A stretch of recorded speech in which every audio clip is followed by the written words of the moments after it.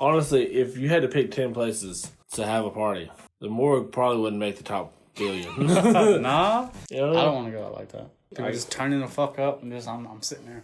Just fucking dead. Yeah, Bro, like just drunk to a morning. I can see that. Dumping a fucking 40 in my mouth. Let me tell you how it's about to go. Let me show you the towel you're about to throw. This is hip-hop, try to run in our house, we'll knock your ass straight out the door. I'm the enemy's epitome, the fantasy, my tendency to mentally give your career the death penalty. I instantly advise you to match my intensity, try to fit my brain like Jackie Kennedy. I'm so tired of the why not, tired of putting MCs in a pine box. You motherfuckers couldn't even hit me in my blind. Hey guys, welcome back to the channel, Los Angeles TV. We are Rated MC, and I'm Ray. And I'm James. We're back with another movie review. P2, WWE. See No Evil 2. Glenn fucking Jacobs. The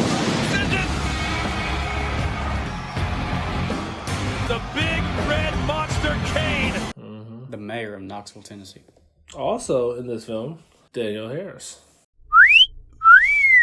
Giggity. Know her from Halloween 4 and 5, Rob Zombie's Halloween 1 and 2. We're going to talk about this film. We already talked about part 1. It wasn't a terrible film. It was alright.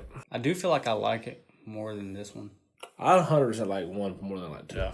But let's get into it. So, Daniel Harris plays Amy, who works in a morgue. Her boss is Holden, and she works with Seth. Thing going on between them two. She's supposed to be getting off because she's supposed to be going to a bar with friends, and they're supposed to be working like the graveyard shift. A whole slew of new dead bodies come in from a mass murder that happened the night before. Blackwell Hotel. First film takes place directly after the first film. Even though it Immediately. was shot years after. Like the first 7 or 8 years of difference. They try to mask that shit. Yeah, they did. So Amy and Seth Rollins, stop. they process the body, one of them being Jacob Goodnight, a.k.a. Kane's character. Yeah. Amy leaves Seth to do his thing, and Holden, which is the boss, for some odd fucking reason, I consider this a sin in a horror movie, allow them to have a party inside the morgue. Honestly, if you had to pick 10 places to have a party, the morgue probably wouldn't make the top billion. Nah. Why would I mean, I get the aspect of death. Like, people are really fascinated by it, but I don't know if I want to have a party around that. You know? I don't want to go out like that. People just turning the fuck up and just I'm sitting there. Just fucking dead. Yeah. Bro, like just drunk to a morning. I can see that.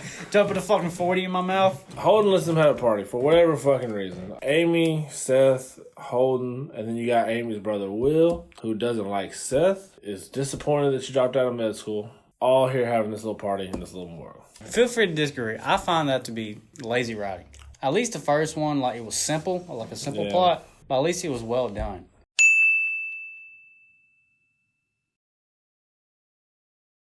You know, a tormented child grown into a man, fucking religious nut and shit. This one's just parties and fucking death. Speaking of course, Jacob isn't dead, because it makes no sense if he was dead this entire film. Unless they put it off well. Some movies probably could have done that, but they weren't going to go with it. Like a copycat or something. Tamara and Carter. Tamara's just real into death. She gets turned on by it. Oh, no, she's into it. So much, she decides, you know what? Let's have sex right here. Near all these bodies. Let's fuck. Right here. Melt my butter. I don't care who the fuck was there and asked me that. I don't know if I could have sex around dead bodies. You girl in the morgue, fucking you have fucking Ted Bundy or fucking Richard Ramirez or fucking Marilyn Manson fucking dead there. She's like, oh baby, let's fuck. I like this. Nope. Horror cliche, this wakes Jacob up. Because sex is a sin in a movie. He's going to cleanse their sins. That's a real thing in this fucking film. And I get it because his mom was very religious and all that shit in the first one, but he kills Carter. Tamara gets away. They hear Tamara screaming like everybody else. They're like, you know what? Let's meet up. Let's all work together to get away from this dude. Holden did not get that memo. He was not there.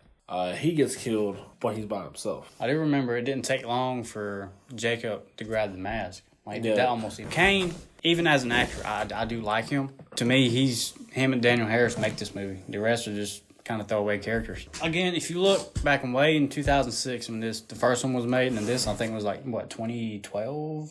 2014. 2014, 8-year difference. It's no secret that Kane aged greatly. I mean, if you look back at his wrestling career, I mean, he gained weight. I really do think they tried to mask him out as much as possible. Because in a lot of scenes, I remember especially towards the end, like, you barely ever see his full body. It's either just here, you never really see his face, but the mask is always side shots, silhouette shots.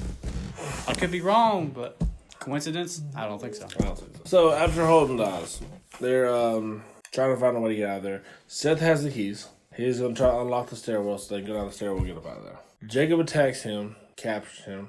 Everybody splits up into different areas, which is another fucking stupid thing in a horror film. Let's split up, guys. Some Scooby-Doo shit. We forgot about Kayla.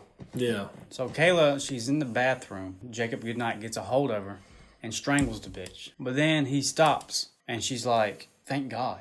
Because he starts having, like, this flashback of memories of, like, his mom and, like, the religious things that he had to endure growing up. The bitch dies anyway. Then he's like, why would God help you? End scene. We're moving on. Going to the next destination. That's great, Glenn. Great. Appreciate it. Out of that, it's just a breeze through because Jacob kills Samara, captures Will. Basically, like, you know what, I'm gonna hold Will hostage. I'm gonna bring Amy and Seth to me.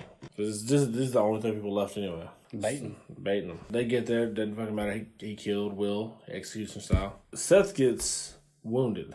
Amy's gonna try and, like, heal him. And she decides to tell him that the reason she dropped out of medical school was because she realized the inevitability of death. So Amy is trying to fix Seth up. She sees this open window, not before she kisses him. In an attempt to go for help, she finds this window, but Jacob's in the parking lot. So she's like, oh shit. So she tries to be sneaky. She retreats back inside, finds this side exit door. She tries to get open. Inevitably, they kill off what seems to be the main fucking character of the movie. They decide to make Seth the main character. Well, he gets into a fight with Jacob, impales him with this fucking, like, nozzle, and it just, like, pumps him full of fucking embalming fluid. yeah.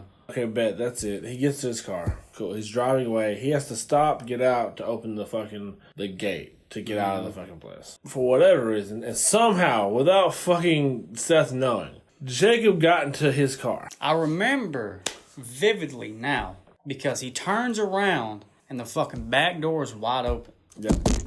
Jacob kills Seth. Then they show a shot of all the characters. All of them dead. Come back to Jacob and he's like, I can see them now. And I guess that was him referring to, like, him seeing their sins. Bam. That's the end of the fucking movie. He owns that fucking morgue now. But, like, there was nothing special about any of the kills. No, I mean, the only plus side to the kills were, you know, in the first one, he uses the hook a lot. At least it did change it up. Like, he had the electric knife and the embalming fluid thing. Embalming fluid, fucking, you know, strangling people. Like you said, there's nothing special about the kills. I'll say this time and time again. The first one is up here for me. This one, It's kind of like when it's not terrible, but it's not great either. It's kind of like when you watch the Rob Zombie Halloween and you're like, okay, the first one's pretty good. Yeah. And the second one's, how do we get from here to here? What happened? And I think this was just because they took so much time between the films.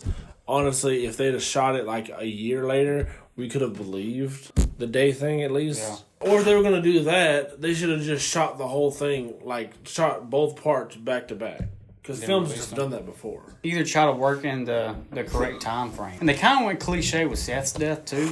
The last time you see fucking Kane's character, Jacob, he's fucking sitting there fucking spazzing out with his fucking embalming fluid on inside him. Seth immediately goes to the car, gets out, opens the fucking gate, turns around, the car door's open. Like, in what sense does that make? How did he get there? That's not logical. And I feel like that's lazy writing. It's cliche. There's like, hey, Daniel Harris ain't here no more. Let's kill this last motherfucker off. Call it a day. How the fuck did he, like, legit come alive? Like, you can't give me, like, okay, sex brought him back to life. Because the motherfucker in the first one, He got a heart on. not only in the first one did he get stabbed in the fucking eyes. Well, he fucking fell from, like, way the fuck up there. At least 3 or 4 stories. Yeah, because that fucking pipe went not only through his fucking eye, but in the back of that motherfucking head. And you can't really do, like, the supernatural aspect either. I would say, like, even if they did the supernatural aspect, if they'd actually incorporated it in, It would have been fine. They didn't portray him that way. A big ass motherfucker just killing motherfuckers. Overall, if I had to rate this is probably like a 4 or a 3.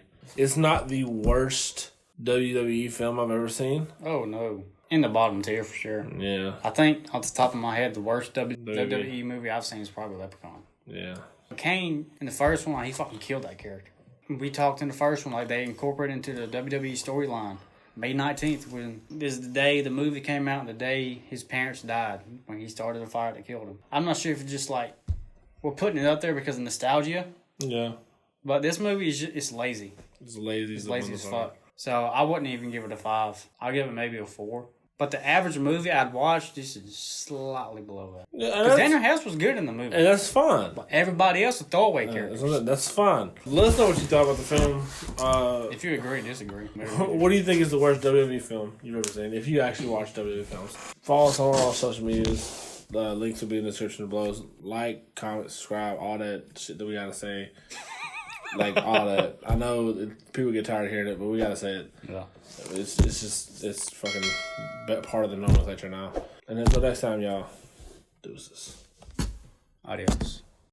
On the couch like damn, what a slam. Bring us back to you, grouches. My crew just might roll on you.